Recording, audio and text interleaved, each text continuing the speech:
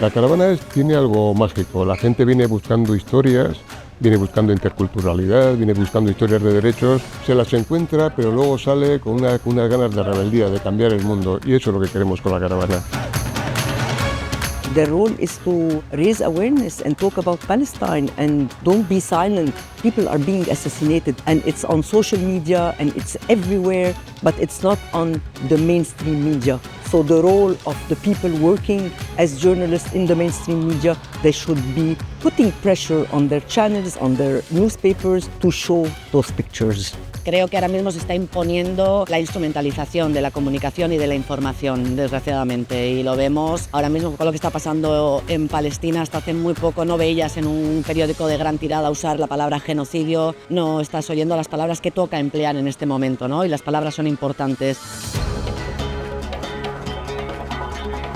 Films are there to make us feel that we are not alone. I'm telling the story in Istanbul, and as long as I'm here and everybody here just asking me, you know, we have also this gentrification, so that means prices are going so up and it's not affordable for maybe anyone anymore. It's all about money. That where is the meaning of change? That's what the film means to me.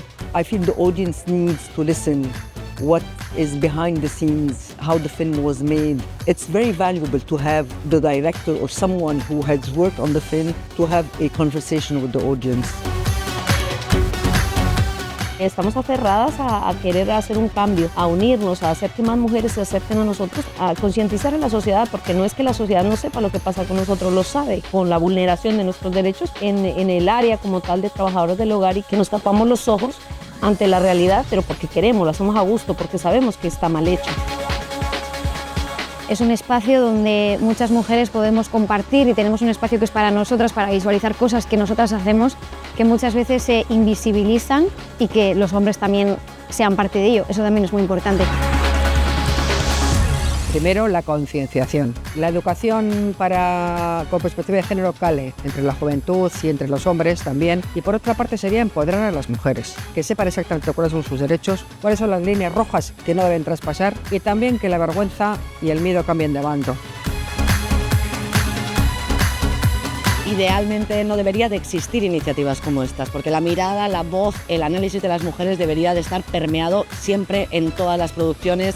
Desgraciadamente vivimos en el contexto en el que estamos, donde las mujeres no tenemos el espacio que nos corresponde y hay que habilitar espacios así, ¿no? Larga vida a la caravana, pero creo que el mayor éxito sería que no fuera necesario.